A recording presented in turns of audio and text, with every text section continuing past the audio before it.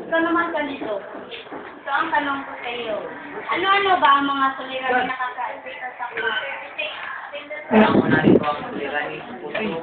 Dalawa naman ang wala na iwan ko sa mga lupa. Tatlo ang paglabag sa batas ng karma.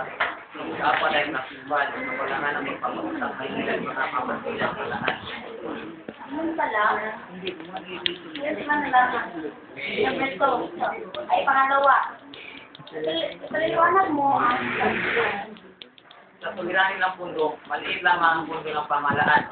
Tinatayang 52.7 billion lamang ang bahagi ng pamahalaan para sa lamang puso ng kurasa.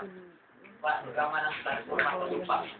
Ang tinatayang dapat magamit dito ay 180 billion pesos para sa pagkamang pasakahan. Dalawa naman ay ang kapalang iwas ng paggamit ng lupa sa iwas ng paggamit ng lupa. Tulad ito ng kawalan ng pasakahan. Pilon lagi din. Tulad ng kapulungan ng mga malagamit ito sa ating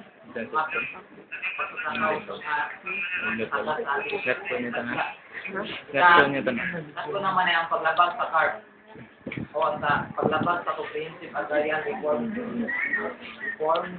Program. Higit sa dapat ipangulugan ang mga malalaking lupain para ipamahagi sa mga magsasaka, maliliit lamang ay wala kasamang walang mga lupain. Tinatago ito ng hindi binibigay ng mga may-ari ng malalaking lupa ang mga lupain ito. Ika-apat naman ay yung kakulangan ng papautang sa mga magsasaka. Kawalan ito ng mga pondo para magpautang sa mga magsasaka para sa kanilang pag-negosyo sa kanilang mga sakahan. Nakukulangan sila sa kanilang mga gamit para magbili sa kanilang mga industriya ng pagpapaulan ng kanilang magsasaka. panghuling tanong. Ano naman ang yamang mapapalitan? Hindi mapapalitan ang maling paggamit. Muling paggamit.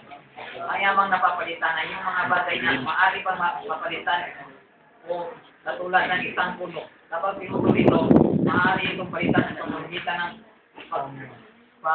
pagtanim agad ng bagong mga sinla para lumaki ito at hihintayin na lang ito na maging malaking puno na para magamit ulit. At ang katulad naman sa isda ay ito din ay yamang napapalitan. Dahil maaari namang umuli ng mga isda, mga tao o mga tao ng kanilang pangangailangan lamang. Sapat lamang ang kanilang pangangailangan. Dahil doon, nagkakaroon ng oras para makapagpalai ang mga isda muli.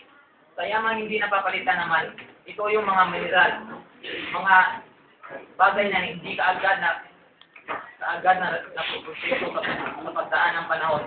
O kinakailangan pa ito ng matagal na panahon para muling makuha o muling magamit.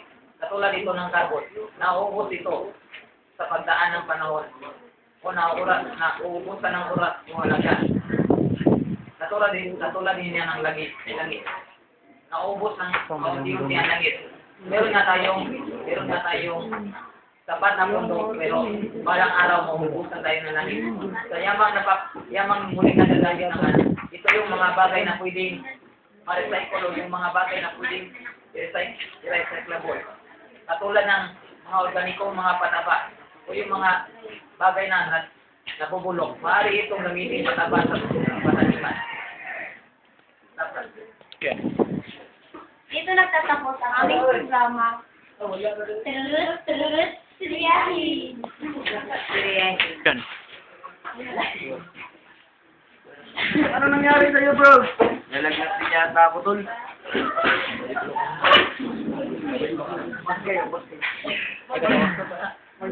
Magbayok flow ka muna. Gandan ba, tol? Sige. Diyan na sa tindahan. Play. Ano na, iskabal. Okay ka na ba, tol? Okay na, tol. Okay pa sa all.